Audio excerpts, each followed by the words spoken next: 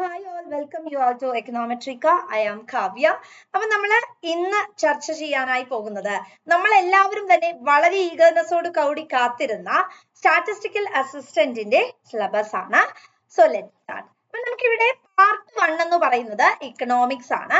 അതിന്റെ അകത്ത് നിങ്ങൾക്ക് micro economic theory and application ആണ്. അതിനകത്ത് വളരെ ഇമ്പോർട്ടന്റ് ആയിട്ടുള്ള കോൺസെപ്റ്റ്സ് തന്നെയാണ് ഉള്ളത്.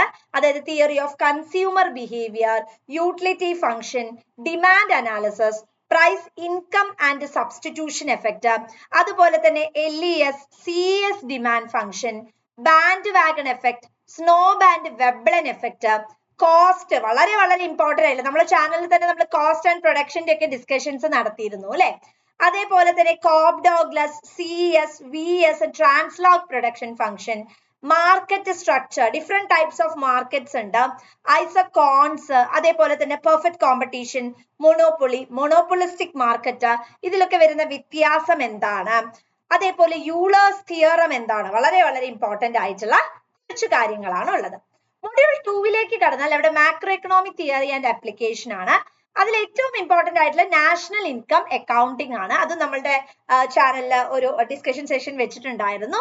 അതേപോലെ തന്നെ ISLM മോഡല്, മുണ്ടൽ ഫ്ലമ്മിംഗ് മോഡല്, അതേപോലെ absolute, relative, permanent life cycle hypothesis, theories of investment, theory of business cycle വളരെ ഇമ്പോർട്ടന്റ് ആണ്.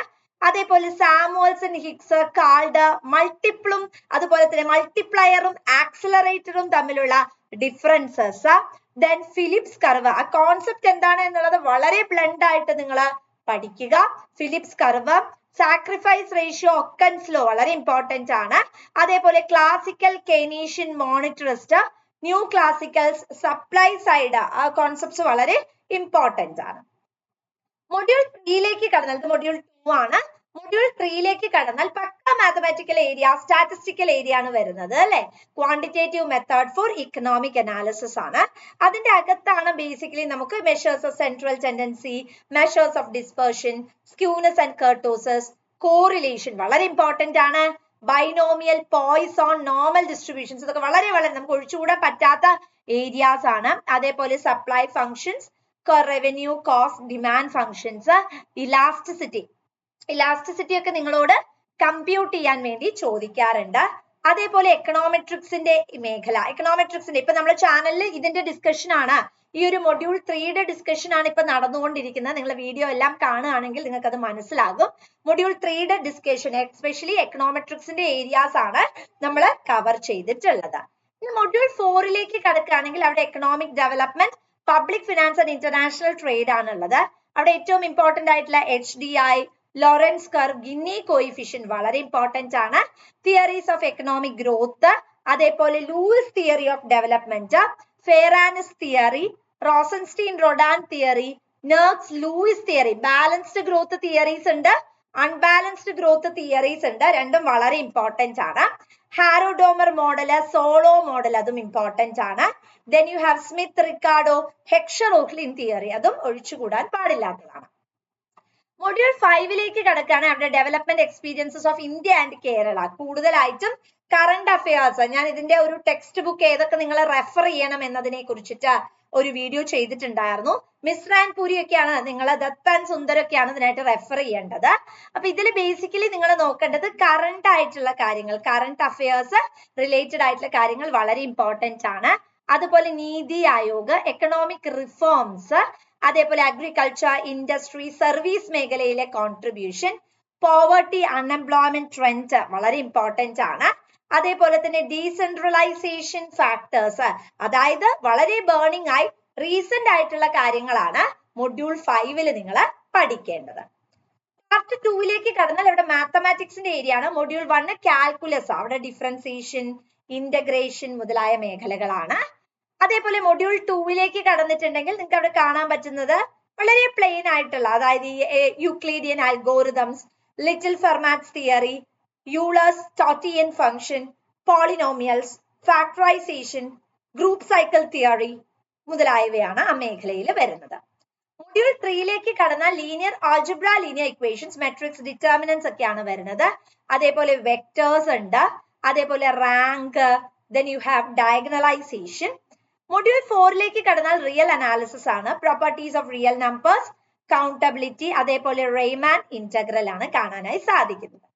മൊഡ്യൂൾ 5 എന്ന് പറയുന്നത് കോംപ്ലക്സ് അനാലിസിസ് ആ. Complex numbers, Cauchy integral theorem അല്ലെങ്കിൽ formula.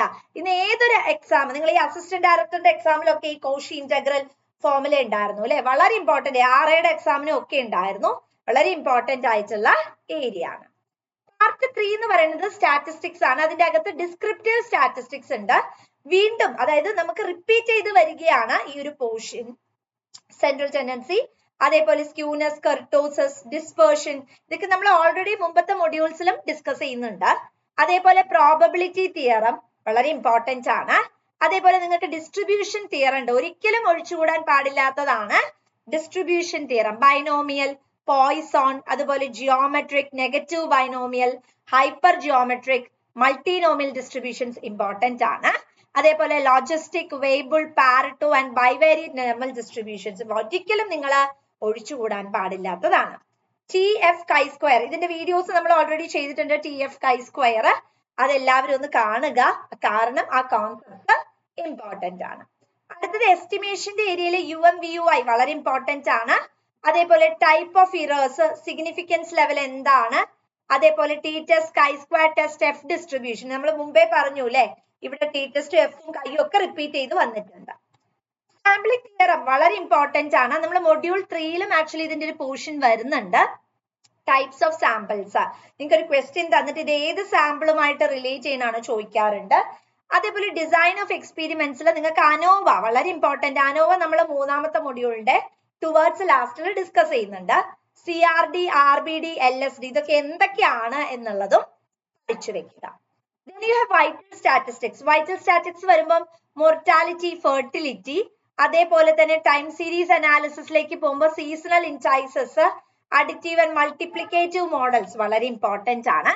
Then you have economic statistics. Economic statisticsലേക്ക് പോകുമ്പോൾ weighted average method, last year patches method, Fisher's index number important ആണ്. You have CSO, NSSO, census, national income statistics. ഈ national income estimations മുമ്പും ചോദിച്ചിട്ടുണ്ട് അല്ലെ? അടുത്തത് part 4 commerce ആണ്. കൊമേഴ്സിന്റെ ഏരിയയിലേക്ക് പോകുമ്പോൾ അവിടെ മൊഡ്യൂൾ 1 എന്ന് പറയുന്നത് മാനേജ്മെന്റ് കോൺസെപ്റ്റ്സ് ആൻഡ് തോട്ട്സ് ആണ്. അവിടെ മാനേജ്മെന്റ് തിങ്കേഴ്സിനെ പറ്റി, management process, management principles, functions ഇതൊക്കെയാണ് വരുന്നത്. അതേപോലെ മൊഡ്യൂൾ 2ലേക്ക് പോയാൽ അക്കൗണ്ടിങ്ങിന്റെ ഒബ്ജക്റ്റീവ്സ്, അതേപോലെ ടൈപ്സ് ഓഫ് അക്കൗണ്ട് പലതരത്തിലുണ്ട്. Financial, cost, management. അപ്പൊ അക്കൗണ്ടിങ് കോൺസെപ്റ്റ്സ് ഇമ്പോർട്ടന്റ് ആണ്. അതേപോലെ അക്കൗണ്ടിങ് സ്റ്റാൻഡേർഡുകൾ ഉണ്ട് അല്ലെ? That's also very important.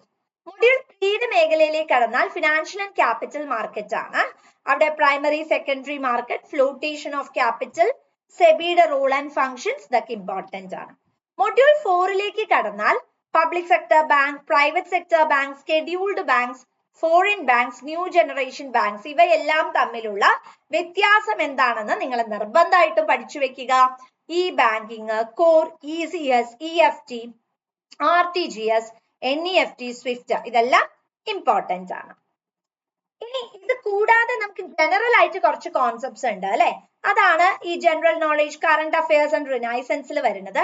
ഒന്ന് efforts to reform the society. അതിന്റെ അകത്ത് സോഷ്യൽ റിലീജിയസ് മൂവ്മെന്റ്സ് ആണ്, വളരെ ഇമ്പോർട്ടന്റ് ആണ്. ഇതെല്ലാം പഠിച്ചിരിക്കണം. SNDP ഇമ്പോർട്ടന്റ് ആണ്, NSS ഇമ്പോർട്ടന്റ് ആണ്, യോഗക്ഷേമ, സാധുജന പരിപാലന, അതുപോലെ തന്നെ ബാല സമുദായ പരിഷ്കരണീ സഭ ഇമ്പോർട്ടന്റ് ആണ്. സഹോദര പ്രസ്ഥാനമൊക്കെ നിരത്തി പിടിച്ച ചോദ്യങ്ങൾ വരാറുണ്ട്. സ്ട്രഗിൾസ് ആൻഡ് റിവോൾട്സിലേക്ക് പോയാൽ ചാനാർ അജിറ്റേഷൻ, വൈക്കം സത്യാഗ്രഹ, ഗുരുവായൂർ സത്യാഗ്രഹ, ടെമ്പിൾ എൻട്രി, ഈഴവ മെമ്മോറിയൽ ഇതൊക്കെ വളരെ ഇമ്പോർട്ടന്റ് ആണ്. ഇനി റോൾ ഓഫ് പ്രസിലേക്ക് കടന്നാൽ മലയാളി, സ്വദേശാഭിമാനി, വിവേകോദയം, മിതവാദി, അതേപോലെ കേരള കൗമുദി, യുക്തിവാദി ഇതൊക്കെ ഇമ്പോർട്ടന്റ് ആണ്. വിമൻ ആൻഡ് സോഷ്യൽ ചേഞ്ചിലേക്ക് കടന്നാൽ വിമൻ ലീഡേഴ്സ് എല്ലാവരും വളരെ വളരെ ഇമ്പോർട്ടന്റ് ആണ്. നമുക്ക് ഈ ഒരു മേഖലയിൽ ഒന്നും ഒഴിച്ചുകൂടാൻ പറ്റില്ല. ഇതിന്റെ ഒരു വീഡിയോ നമ്മൾ റാപ്പിഡ് റിവിഷൻ പോലെ ചെയ്യുന്നതായിരിക്കും. കാരണം ഇവരുടെ എല്ലാവരുടെയും നിങ്ങൾ പ്രീവിയസ് ആയിട്ടുള്ള ക്വസ്റ്റ്യൻ പേപ്പർ വെച്ച് തന്നെ ചെയ്തു നോക്കുക. വളരെ ഇമ്പോർട്ടന്റ് ആയിട്ടുള്ള മേഖലയാണ്. ലിറ്റററി ഫിഗേഴ്സിന്റെയും ഒരു റാപ്പിഡ് റിവിഷൻ നമ്മൾ നടത്തുന്നതായിരിക്കും. കാരണം ഇതും ഒരാളെപ്പോലും വിട്ടുപോവാതെ നമ്മൾ പഠിക്കേണ്ടതാണ്. അടുത്ത general knowledge and current affairs ആണ്. അതിന്റെ അകത്താണ് ഈ കോൺസ്റ്റിറ്റ്യൂഷൻ റിലേറ്റഡ് ആയി preamble, fundamental right, fundamental duty, directive principle of state policy, fundamental rights and directive principle of state policy, executive, legislature, judiciary വ്യത്യസ്തതകളൊക്കെ വരുന്നത്. അടുത്തത് social welfare legislation and program. അതിന്റെ അകത്താണ് right to information act, security act, അതേപോലെ environmental acts ഒക്കെ വരുന്നത്. അപ്പൊ പഠനം എന്ന് പറയുന്നത് ഒരിക്കലും പ്രയാസമല്ല അല്ലെ, നിങ്ങൾ റെഡി ആണെങ്കിൽ. അപ്പൊ നല്ല പോലെ തന്നെ പഠിച്ചു തുടങ്ങുക. ഈ ഒരു സിലബസ് വന്നത് നിങ്ങളുടെ കറക്റ്റ് ടൈമിൽ തന്നെയാണ്. ഒരുപാട് സമയമുണ്ട് പഠിക്കാനായിട്ട് എന്നുള്ളത് കൊണ്ട് ഉഴപ്പരുത്. നല്ല രീതിയിൽ തന്നെ പഠിച്ചു തുടങ്ങുക. അപ്പം thank you and all the best.